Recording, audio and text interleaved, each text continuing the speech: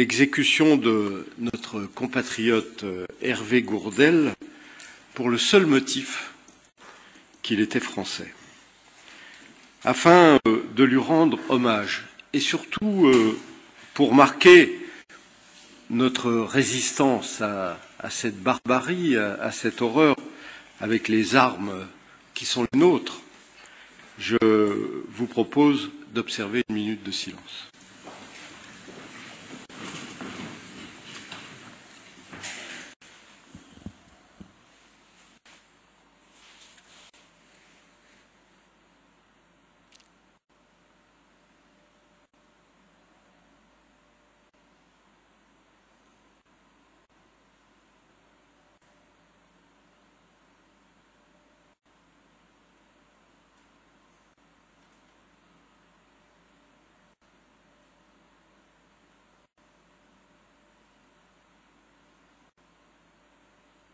Je vous remercie.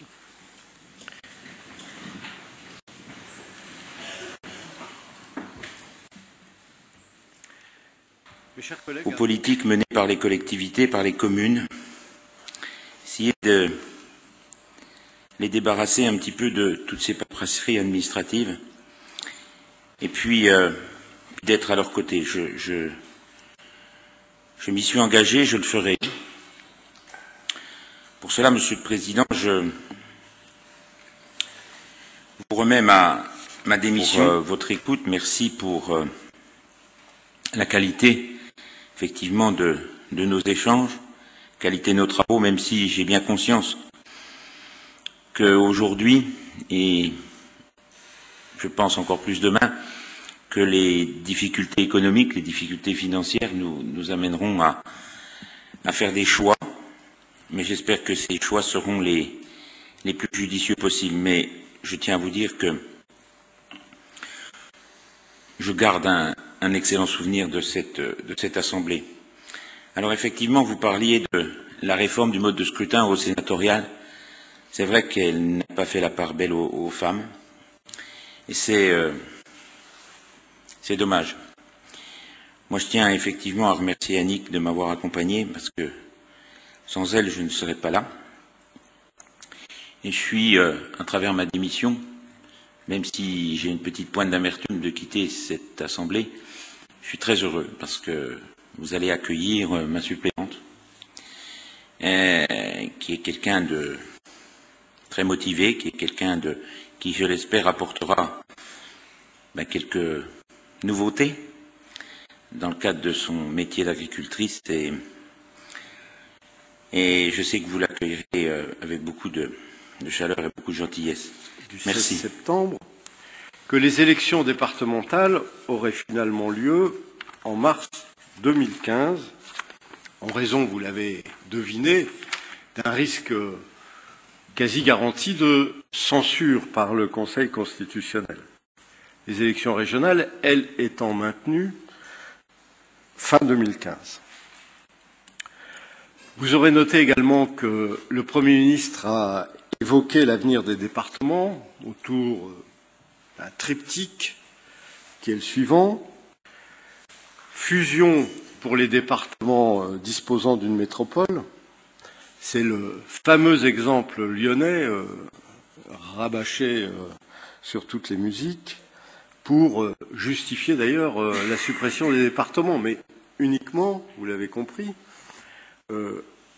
dans le périmètre de la métropole, puisque le département du Rhône subsiste à l'extérieur de la métropole. Parce que, précisément, nous le portons comme une nécessité, il devient tout à fait essentiel de réfléchir à l'échelon de proximité que nous représentons et vouloir faire disparaître cet échelon de proximité, alors même qu'on éloigne, en élargissant les régions, les centres de décision, vous l'avez compris, c'est parfaitement contradictoire.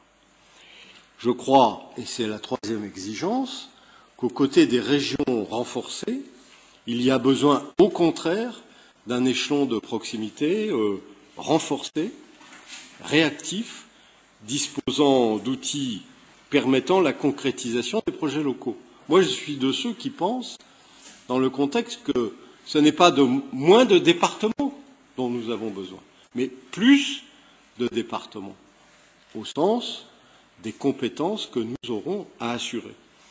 Et à partir du moment où les régions se voient confier des missions de dimension stratégique, il va de soi que la gestion de proximité se trouve renforcée dans le cadre de la proximité. On ne donne pas à une grande région à la fois des missions d'ordre stratégique et, par exemple, l'organisation du transport scolaire dans ce qu'il a de plus fin, de plus précis et de plus proche au niveau des territoires. Ce sont deux processus qui s'opposent. Alors, puisqu'on évoque l'avenir des collectivités, il y a aussi une belle manière d'illustrer le rôle et la place du département. C'est dans le point principal de l'ordre du jour de notre session d'aujourd'hui, c'est le plan de soutien aux entreprises du bâtiment et des travaux publics, et qui illustre là aussi à la fois la capacité de notre collectivité à prendre en compte les besoins de notre territoire, tout en engageant, et c'est parfois un reproche que l'on fait au fameux millefeuille territorial, tout en engageant avec la région et avec les 3 autres départements franc-comtois les complémentarités et les coopérations nécessaires. Et je voudrais profiter de ce point pour rappeler une chose, parce que quelquefois on fait une présentation caricaturale du rôle des collectivités. Ainsi, les régions seraient-elles en charge de l'économie, les agglomérations aussi, et par contre, le département ne s'occuperait que du social. Et tout cela étant dit d'ailleurs avec une forme de condescendance. Non, chers amis, et vous savez que c'est mon credo depuis 2004 ici. On n'oppose pas l'économique et le social. Et en particulier ici, l'ambition économique du département, tout en charge qu'il est des solidarités, en réalité, est au cœur de toutes nos politiques. Non seulement le département intervient en appui direct aux entreprises, mais il est en outre porteur de développement et acteur économique à part entière. D'abord, et je voudrais quand même le rappeler ici, le département vient en appui direct des entreprises, indépendamment de toute compétence obligatoire. Nous avons choisi ici de contribuer à la création de richesses, parce que nous pensons qu'il n'y a pas de solidarité, ni sociale ni territoriale, sans que chacune des collectivités, au-delà de ses compétences obligatoires, prenne en compte cette exigence et cet impératif. Nous sommes aux côtés des entrepreneurs, nous sommes aux côtés des artisans, nous sommes aux côtés des commerçants, nous sommes aux côtés des agriculteurs. Et nous avons répondu à l'appel de détresse, on peut le dire, que nous a adressé le monde économique il y a quelques semaines devant l'effondrement de leur carnet de commandes. Et vous savez aussi que ce soutien est souvent décisif pour le développement ou la création d'entreprises. J'en veux pour preuve quelques outils dont je voudrais rappeler ici toute l'efficacité. Ce sont les prêts d'honneur, mais aussi les fonds départementaux de développement économique et d'aménagement économique, le fameux FDDE, le VDAV, et pour lesquels notre Assemblée devra se prononcer au cours de la matinée. Ensuite, au-delà de cet accompagnement des entreprises, permettez-moi d'y insister. Le département est en lui-même porteur de développement économique. Et c'est toute l'action du département, qu'elle soit sociale, culturelle, sportive, éducative, c'est toute l'action du département qui contribue au développement et au soutien de l'économie. Notre politique de maillage routier et d'aménagement du territoire, notre programme de rénovation des collèges, l'amélioration ou la création des centres d'incendie et de secours, au demeurant, curieusement absent des textes portant réforme territoriale. Notre ambitieuse politique culturelle, notre soutien au projet des communes, ou bien encore, je veux le rappeler ici, les investissements engagés en faveur de la station de Métabier ou du musée Courbet, tous ces éléments sont autant de facteurs d'attractivité et de création d'emplois. Enfin, dernier élément, le département est un acteur économique à part entière. Certes, et je suis le premier à le regretter, nous avons dû diminuer notre capacité d'investissement par rapport à ce que nous avons pu faire, rappelez-vous, dans les années 2005, 2006, 2007. Mais avec un budget d'investissement qui reste à hauteur de 88 millions d'euros, le département reste un acteur économique majeur. Pourquoi? Parce que même si ces 80 millions d'euros peuvent sembler modestes, ils ont un effet levier de plus de 200 millions d'euros de travaux engagés sur notre territoire, grâce notamment aux projets soutenus par le département et portés par les communes, les intercommunalités, le SDIS ou divers syndicats opérationnels tels que le SMIX, d'où très haut débit. C'est pourquoi, et je veux insister là-dessus, face à la crise économique qui touche durement les entreprises du bâtiment et des travaux publics, nous avons souhaité, et je demande votre soutien, nous avons souhaité agir directement sur leur carnet de commandes. Comment? Eh bien, avec la région, avec l'appui de la région, nous allons mobiliser des moyens financiers supplémentaires de l'ordre de 4 millions d'euros, permettant d'accroître de 15 à 25 millions d'euros le volume de travaux et chantiers de bâtiments et de travaux publics réalisés dans le Doubs sur la fin de l'année 2014 et en 2015. Pour ce faire, je vous propose d'engager un plan de soutien dont les objectifs seront les suivants. Le premier, déclencher des travaux que les communes ou groupements de communes n'auraient pas engagés sans la mise en place par la région et le département d'une enveloppe financière supplémentaire. Le deuxième objectif, il s'agit de permettre l'engagement opérationnel rapide de travaux pour lesquels les dossiers de demande de subvention sont en attente de décision d'attribution d'aide, ce qui nous permet d'escompter un effet accélérateur du traitement des demandes. Ou bien encore, pour lesquels les maîtres d'ouvrage sont en capacité de faire parvenir au cours des prochaines semaines un dossier de demande de subvention complet. Troisième élément, il s'agit de générer un effet levier du fait de l'addition des crédits de la région et des crédits du département, qui permettra de booster les carnets de commandes des entreprises pour les prochains mois. Alors, vous l'avez deviné, l'atteinte de cette ambition passe en premier lieu par un taux de réalisation élevé de tout le budget départemental.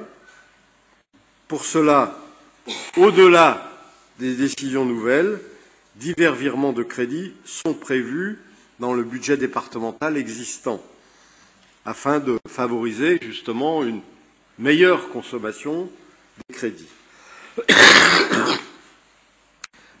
Parallèlement à nos propres investissements, nous voulons inciter les communes de moins de 5 000 habitants et les communautés de communes de moins de 10 000 habitants à accélérer la mise en œuvre de leurs projets grâce à un accompagnement technique et financier renforcé, et ce, nous voulons le faire autour de 5 thématiques.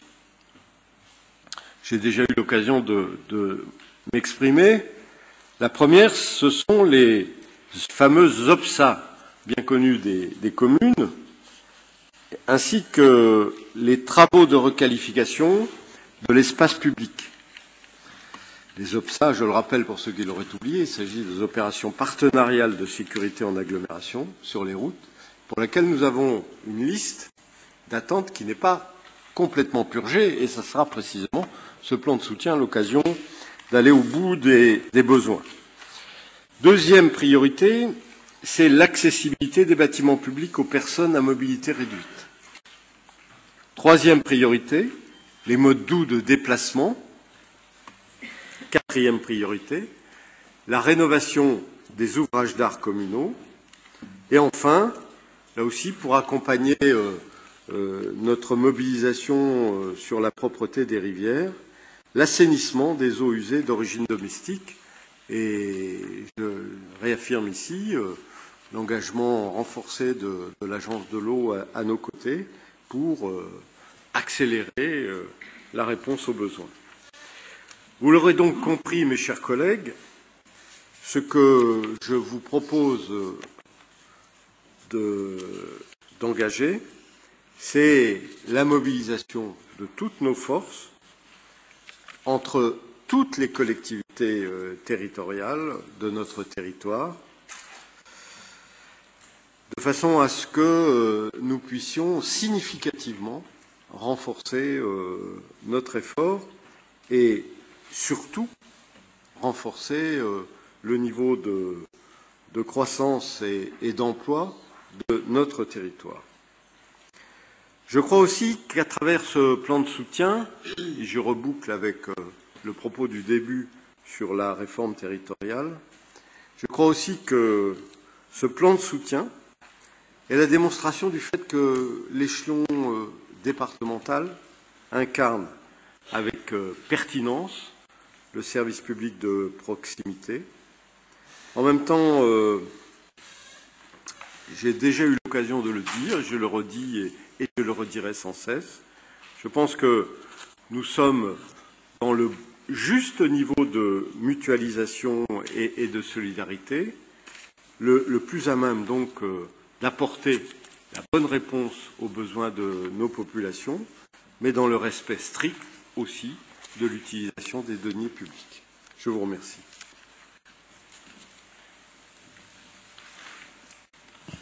Jean-François Longeau. Merci, Président. J'ai bien entendu vos propos. Effectivement, sur la réforme territoriale, c'est une évidence qu'il faut qu'on fasse tout pour ne pas mettre en place ce machin qui vraiment ne peut pas fonctionner. On le voit bien sur le terrain, on l'entend, c'est pas possible. Et effectivement, il faut reporter ça. Et bon, alors moi je suis pas là pour polémiquer, mais quelle idée est venue au gouvernement de se lancer dans ce truc, quoi. Quelle idée? Qui leur a conseillé une chose comme ça? Je veux dire, on est tous coincés aujourd'hui entre les échéances que on repousse, qu'on pouvait plus mettre en décembre parce que on avait la crainte effectivement que ce soit mis en cause. Et puis on a essayé de faire une réforme qui s'appuyait uniquement sur la parité. Ouais, mais le problème c'est qu'on peut pas la mettre en place. Alors comme ça c'est très ennuyeux. Et je crois qu'il fallait, on l'a pas essayé, je sais pas si c'était bien, mais il fallait au moins garder le conseiller territorial. Bon, on va pas pleurer là-dessus, parce qu'il y avait quand même, on le voit nous aujourd'hui dans les difficultés qu'on a, nos difficultés budgétaires qui sont dues essentiellement, effectivement, à une poussée de nos dépenses sociales, mais c'est notre premier rôle, une poussée de nos dépenses sociales. Et puis, est-ce qu'il y aurait pas une logique à un moment donné de se dire, les départements ont comme compétence l'insertion, les régions ont comme compétence la formation. Est-ce qu'on peut pas essayer de regrouper ça pour être un peu pratique? Voilà, mais je partage votre point de vue sur effectivement cette réforme territoriale qu'il faut impérativement remettre à plat et repousser totalement. Être aux côtés des industriels, des commerçants et des artisans, oui, c'est urgent. C'est urgent parce que ils en ont bien besoin. Les carnets de commandes sont vides. et ce sera encore pire en début d'année, paraît-il. Oui. Et on l'a bien vu pendant cette campagne électorale d'aller à la rencontre. On voit bien les entreprises qui cherchent du boulot partout et qui n'en trouvent pas. Mais moi, je crois qu'il y a, je vous l'avais dit aux orientations budgétaires l'année dernière, moi je crois qu'il y a des choses simples à mettre en place qui coûtent pas d'argent. Je crois dans une période compliquée, dans une période difficile, il est important qu'on assouplisse les démarches administratives, de monter tout un tas de dossiers. On attend toujours qu'on puisse commencer. Alors une fois c'est une telle collectivité, une autre fois c'est une autre collectivité. Et puis sur l'accès à la mobilité, c'est une très bonne initiative. Mais là aussi, administrativement, comment on fait? Quand vous avez un projet, puis que vous avez un bâtiment qui est un bâtiment classé, inscrit et tout ce qu'on veut, puis qu'on vous dit très bien, mais vous n'aurez pas le droit de mettre un ascenseur. Donc voilà, il y a vraiment des choses qui se contredisent, qui vont dans le mur. Quand on voit les difficultés qu'on a à mettre en place un document d'urbanisme qui nous permettrait de travailler, quand on voit après l'obtention d'un permis de construire, qu'on oblige à l'industriel qui étend ses locaux de 5000 mètres carrés d'attendre une enquête, je sais pas quoi, publique, où un commissaire enquêteur vient pendant 8 samedis dans une mairie pour s'asseoir, puis attendre que personne ne vienne d'ailleurs, puis il repart avec son registre vide, mais pendant ce temps-là, on a perdu une année. Voilà, je crois que c'est à mon avis, il y a la volonté effectivement des collectivités, il y a la volonté du département, il y a la volonté des communes, mais je crois qu'on est aujourd'hui dans un système qui a une inertie exceptionnelle, et je ne sais pas ce qu'il faut faire, mais à mon avis, il va vraiment falloir mettre un coup de pied dans cette fourmilière pour qu'effectivement, on puisse continuer à travailler et puis continuer à faire des choses. Et je crois aussi, il y a quelque chose qu'il faut rétablir entre l'État et les collectivités, c'est la confiance. C'est la confiance. Les élus ne sont pas des voyous. Nous ne sommes pas des voyous. Nous faisons les choses honnêtement. Mais on est toujours soupçonné, contrôlé. Il faut justifier. Alors que quand même, on est quand même les collectivités qui, malgré les difficultés, ont un budget qui est équilibré. Et puis, il va falloir arrêter de charger la barque des collectivités parce que diminuer nos dépenses, diminuer nos recettes et augmenter nos dépenses, à mon avis, ça ne va pas aller encore longtemps. Ça va être compliqué. Voilà ce que je voulais vous dire, Monsieur le Président, en vous remerciant effectivement de ces mesures d'urgence parce que les collectivités en ont besoin, les entreprises en ont besoin, et notre activité commerciale, artisanale et industrielle en a vraiment besoin, et le monde agricole aussi. Alors, j'espère que ce plan fonctionnera bien, qu'il sera excessivement souple et que nous pourrons effectivement le mettre en place rapidement. Merci. Merci de votre soutien annoncé par rapport à ce plan dit de soutien que nous avons préféré intituler ainsi plutôt qu'un plan de relance qui était par trop ambitieux sans doute. Je pense que le plan de soutien est plus proche de ce que nous voulons faire, mais un soutien qui sera néanmoins décisif. Vous avez évoqué, c'est la seule observation que je ferai, les difficultés que peuvent rencontrer nos collègues élus dans la mise en œuvre de leurs projets, les tracasseries auxquelles ils sont confrontés. Bien entendu, je partage avec vous ce diagnostic. Mais précisément, le dispositif que nous voulons mettre en œuvre entend aussi porter cette préoccupation en renforçant l'accompagnement technique, financier et juridique de ces projets. Nous sommes bien conscients que les élus locaux sont de plus en plus seuls pour conduire leurs projets et précisément ce qui justifie aussi, entre autres, le rôle et la place du département dans l'accompagnement de ces projets, c'est toute l'ingénierie technique et financière que nous pouvons apporter. Donc soyez sûrs que ce n'est pas seulement de l'argent en plus que nous mettons à disposition, mais c'est aussi cet accompagnement organisé des collectivités. Jean-Pierre Gürtner. Oui, merci Président. Oui, je ne voulais pas intervenir, mais vos propos liminaires m'ont réconforté parce que moi j'en suis toujours dans les ténèbres d'Heidegger, c'est-à-dire la recherche de sens. Et je l'ai dit à mon comice, mon dernier comice, puisque en ce moment mon canton s'en va, donc je fais mes adieux. Et dans cette recherche de sens, je me suis dit, mais on fait des super grandes régions, on fait des grands cantons, on fait des grandes communautés de communes prochainement à 20 000 habitants. J'ai comparé ça au concept de la ferme des 1000 vaches, qui n'atteindra pas 1000 vaches. Mais c'est-à-dire, on fait quoi? On fait du hors-sol, premièrement. Donc les propos que vous avez tenus sur la proximité me vont très bien. Bon, et soyons très clairs, depuis 13 ans que je suis conseiller général, je n'ai jamais vu la présidente de région venir sur mon canton. Elle y est aujourd'hui, bon, j'y suis pas, c'est pour les tourbières à Frane, mais en ce qui concerne l'économie, j'ai vu personne, y compris les vice-présidents. La semaine dernière, vous avez vu dans le journal, on a validé notre schéma climat, territoire, énergie, personne de la région. Donc, je me dis, quand on aura une super région, mais qu'est-ce qu'on va être? Isolé, ignoré. Et ça, c'est le premier point. Puis le deuxième point, dans ce concept de la ferme des 1000 vaches, les vaches qui étaient herbivores vont devenir granivores. C'est-à-dire, on change de régime alimentaire. Moi, je les compare aux compétences. Changement de compétences, ma foi, on ne sait pas trop ce que ça va donner, qui va mâcher, qui va mâchouiller, qui va pouvoir faire ingérer, digérer de telles nouvelles perspectives. Et c'est vrai que quand on voit arriver la voirie au sein de la région, je me dis entre Chapelle-des-Bois et Mout, le déneigement, mais qui est-ce qui va le piloter? Qui est-ce qui va finir la réforme la rénovation des collèges, comme Frane, par exemple, puisque j'y vais demain pour les dictionnaires, je ne sais plus quoi dire, parce que, à une certaine échelle, qu'est-ce qui restera, justement, d'une action efficace, comme vous l'avez dit, de proximité, et puis réactive. J'ai bien aimé vos propos. Et puis, en conclusion, je me dis, hélas, pour moi, ce qui me fait mal au cœur, c'est que dans ce contexte-là, je vois monter un parti politique qui s'appelle le Front National, et ça ne me plaît absolument pas. Merci. Je vois que nous sommes d'accord, au fond, sur une part essentielle. Paul Coiset.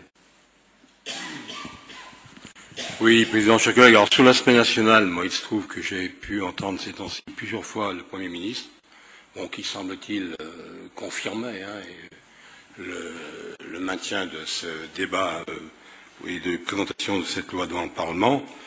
Et ce que j'ai envie de dire, tout le monde a eu l'occasion de s'exprimer, et notamment les assemblées d'élus, ADF, AMF, ARF, et donc, même fois, le Sénat, dans sa nouvelle configuration, et l'Assemblée nationale en dernier ressort.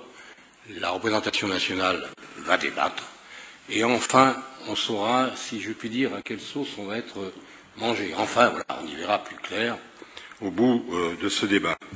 Alors, bon, on voit bien qu'il existe partout, on reparle du conseiller territorial, ça veut dire qu'il y avait bien des réformes qui étaient en cours, la réforme des normes a été évoquée dans différentes assemblées, et notamment, par exemple, dans l'Assemblée générale des HLM qui a eu lieu à Lyon, et qui est une cause de surcoût au niveau des investissements immobiliers très importante. Donc il y a donc une action qui a lieu, qui est lancée dans ce domaine.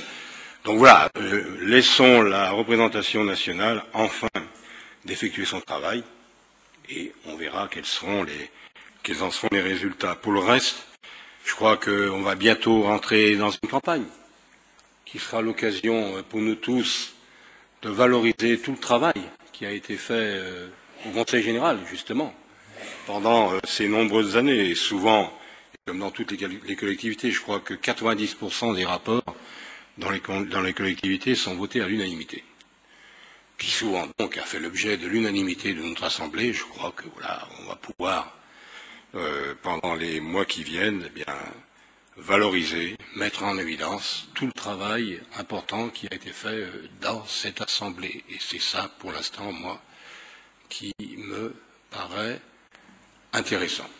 Je vous remercie. Merci beaucoup, Alain Marguet. Oui, merci, Président. Je voudrais pas troubler ce consensus qui se dégage, mais quand même, je voudrais pas qu'on inverse les rôles, parce qu'il me semble que d'une façon habile, on va bientôt reprocher aux nouveaux sénateurs les incohérences de la réforme. Je vous rappelle qu'il n'y a pas eu de débat au niveau national et puis que la réforme a été faite par décret. Rappelez-vous la réunion du 27 janvier, Président. Bon, je ne vais pas énumérer ici toute l'argumentation que j'avais développée avec l'exemple du nouveau canton d'Ornans et la disparition de 3 conseillers généraux, mais c'est aussi valable sur l'ensemble du territoire départemental. Alors on disait à l'époque que la carte elle a été dessinée au ministère de l'Intérieur, ça on ne peut pas dire le contraire, pour favoriser la réélection de la gauche sans autre considération. Et à ce moment-là, vous étiez quand même bien complice avec le préfet Fratassi, parce que on a fait des propositions qui n'ont jamais remonté justement au niveau national. Tout de suite, vous évoquiez aussi les 2,25 millions sur les routes. À mon avis, c'est insuffisant. Cette somme est insuffisante parce que j'avais démontré qu'il nous manquait environ 10 millions par an. Et puis, dans ma commune info, il y a eu une communication importante qui a été faite. Moi, je pense que c'était pas vraiment nécessaire sur l'emprunt de 57 millions. Disons que on ne peut pas le faire avec l'épargne brute, d'accord, mais je pense que quand on emprunte, faut pas trop en parler. Enfin, moi, c'est ma philosophie. Et puis, concernant les amendes de police, c'est vrai qu'elles sont en diminution. On a pu le voir à la commission mardi passé. Petite remarque, il manquait les 18 000 euros de Jean sans placé et puis les autres de Thomas Thévenot sans dire qu'il peut aussi y en avoir d'autres. Merci. Bien. Merci. Je n'ai pas cru tout à l'heure accuser Jean-François Longeau du moindre déficit en matière de réforme territoriale. Je crois avoir été très clair. Et je pense que depuis le début, mes positions par rapport à ces projets de réforme sont à la fois claires, me semble-t-il, et parfaitement limpides. Et je ne me trompe pas sur les responsabilités. Cela me vaut d'ailleurs dans mon propre camp, quelquefois, des remarques pas toujours sympathiques. Je pense qu'il faut avoir le courage de dire les choses comme elles sont. Et vous ne m'avez pas entendu, chers collègues, me défausser sur qui que ce soit. Bien, je vous propose que nous rentrions dans l'ordre du jour. Je voudrais, avant, et en m'excusant auprès de lui de ne pas l'avoir fait tout de suite en début de séance, accueillir Jean-Paul Prost, le payeur départemental, qui a pris ses fonctions, vous pouvez peut-être vous mettre debout qu'on vous voit bien, le 17 juillet 2014, en remplacement de Jean Glasson. Et nous sommes heureux, évidemment, de l'accueillir. De même que merci à vous, et je sais combien nous pourrons compter sur votre engagement, comme j'ai pu, dans le passé, compter sur celui de tous vos prédécesseurs qui jouent un rôle tout à fait majeur dans le pilotage de la gestion et de l'administration de cette collectivité. Je voudrais aussi saluer l'arrivée dans notre territoire du colonel François Fabre, qui commande la région de Franche-Comté, mais qui commande, j'allais dire surtout, parce que c'est sous cet aspect-là que nous travaillons le plus avec lui, le groupement du Doubs, et qui a pris ses fonctions le 1er août 2014 en remplacement du colonel Vire. Et puis je veux saluer aussi Madame Émilie Siardet, chef du service territorial de l'architecture du patrimoine. Alors nous aurons dans les semaines qui viennent quelques mouvements dans la collectivité au niveau des élus, puisque Jean-François Longeau nous a confirmé son départ.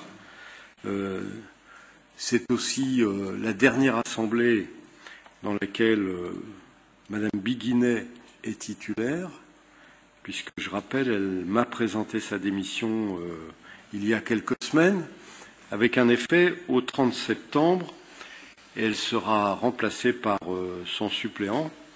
On va perdre une femme, on va gagner un homme, mais on va perdre un homme, on va gagner une femme, donc les opérations s'équilibrent.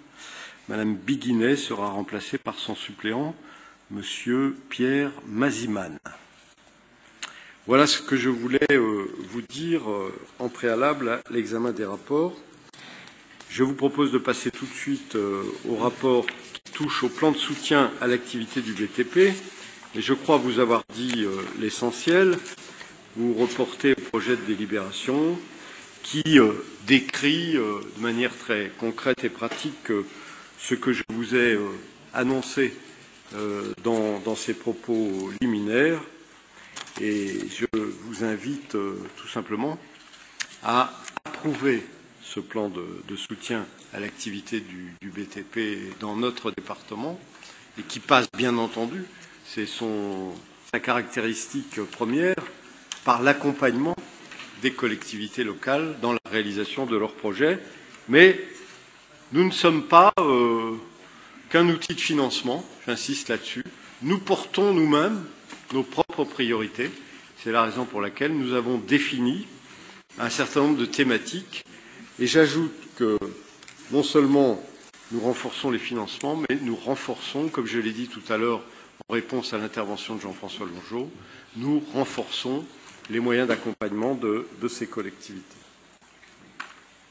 Y a-t-il des remarques sur ce plan de soutien? Êtes-vous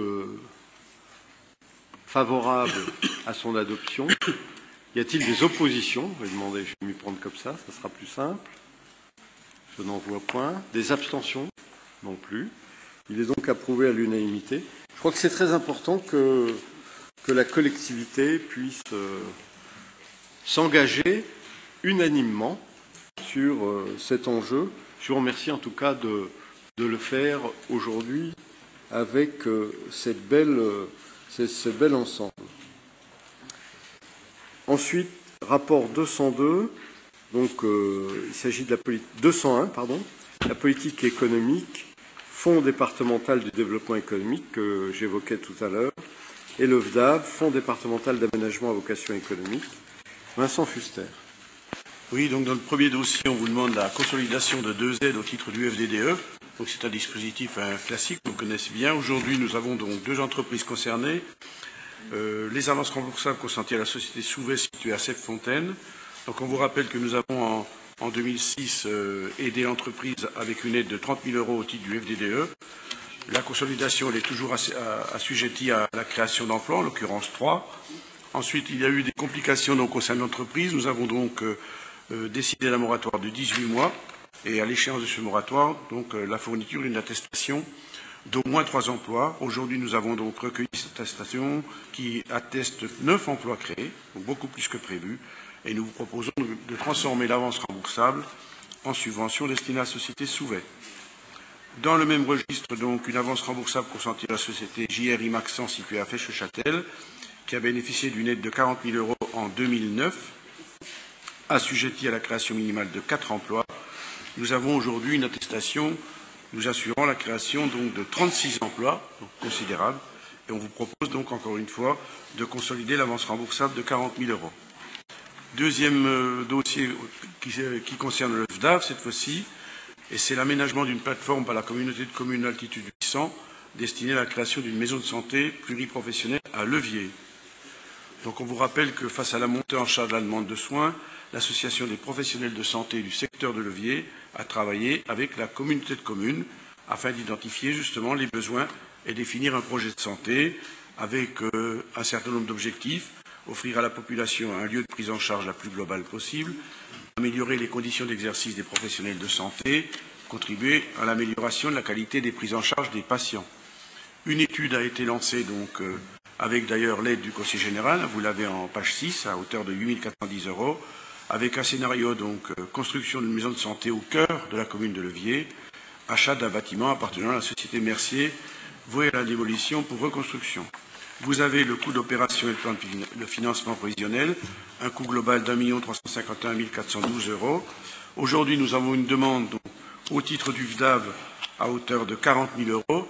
Et dans le cadre de maisons de santé, il est nécessaire de passer donc au niveau de l'Assemblée départementale l'approbation de cette subvention. C'est ce qui vous est demandé aujourd'hui, donc un VDAV de 40 000 €. À titre indicatif, dans ce dossier, vous avez également des subventions qui viennent des dotations aux projets territoriaux qui seront passées tout à l'heure et des équipements communaux, ce qui fait que le département a une aide de 137 460 € au total. Très bien. Des questions, des observations? Je n'en vois point. Je mets donc ce rapport aux voix. Y a-t-il des oppositions, des abstentions? Il est donc approuvé unanimement. Rapport 301, demande de subvention dans le cadre du plan régional de l'alimentation.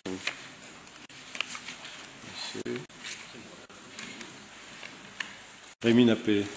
Oui, merci. Nous sommes donc dans le cadre d'un appel à projet lancé par la Direction régionale de l'agriculture, de l'alimentation et de la forêt. Les objectifs généraux de cet appel à projet visent à défendre le modèle alimentaire français, à mieux répondre aux attentes des consommateurs et à contribuer au maintien de la compétitivité du secteur agricole et agroalimentaire français. 3 priorités ont été définies: l'éducation des jeunes au bien manger, la justice sociale et la lutte contre le gaspillage alimentaire, le tout étant décliné sur fond d'ancrage territorial. L'ADEME s'est associée à la DRAF pour cofinancer les projets. Les thématiques de l'appel à projet, donc, éduquer les jeunes de 0 à 25 ans, améliorer la qualité de l'alimentation en restauration collective publique, améliorer l'alimentation des personnes démunies et lutter contre le gaspillage alimentaire. En ce qui concerne notre dossier de candidature, nous nous sommes basés sur la loi du 12 juillet 2010 qui porte obligation de tri à la source et de valorisation des biodéchets. Donc à terme, nos collèges seront tous concernés par l'obligation de valorisation. Nous avons dès 2013 incité les collèges à amorcer un travail pour le tri dans les cantines. Le projet qui est déposé par le département consistera en une exposition de 8 à 12 panneaux sur le thème du gaspillage alimentaire.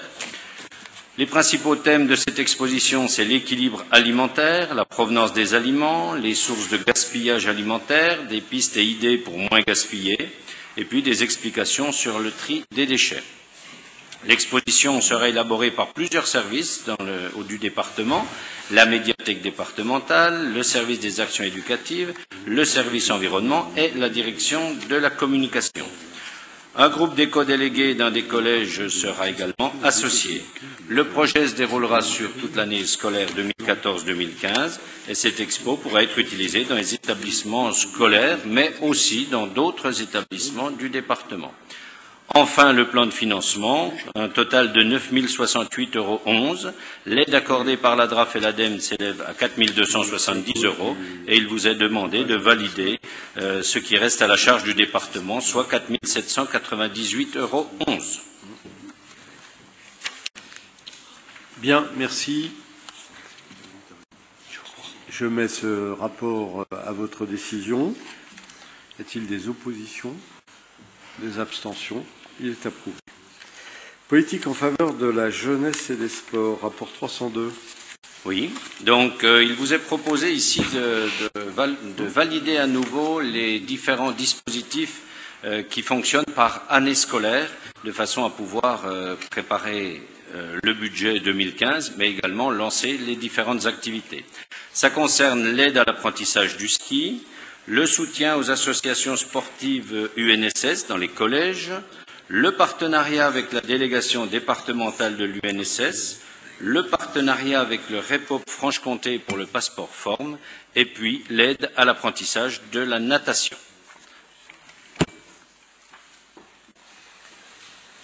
Bien. Pas de questions?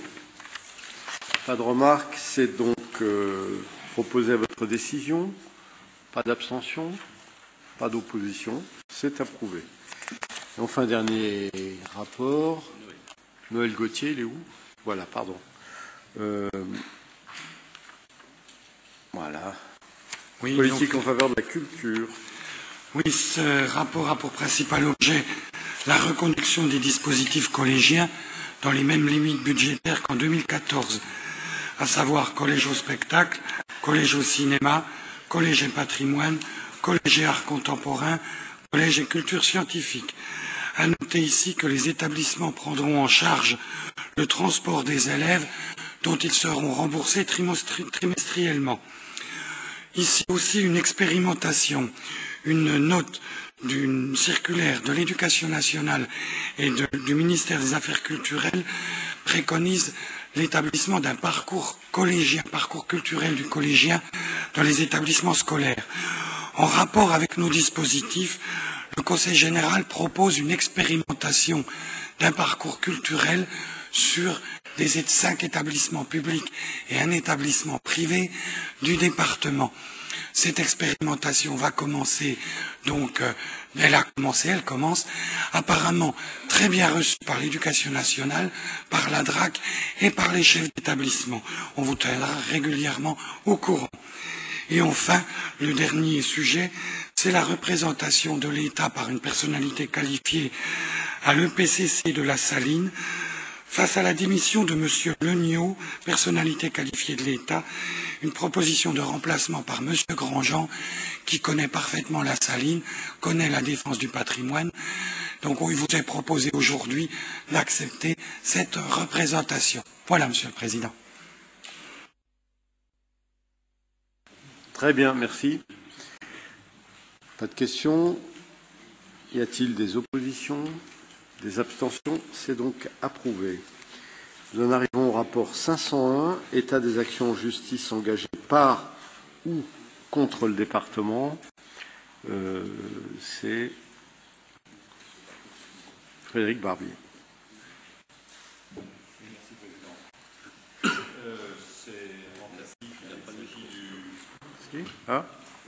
C'est, pardon, vous n'avez pas de micro, c'est bizarre.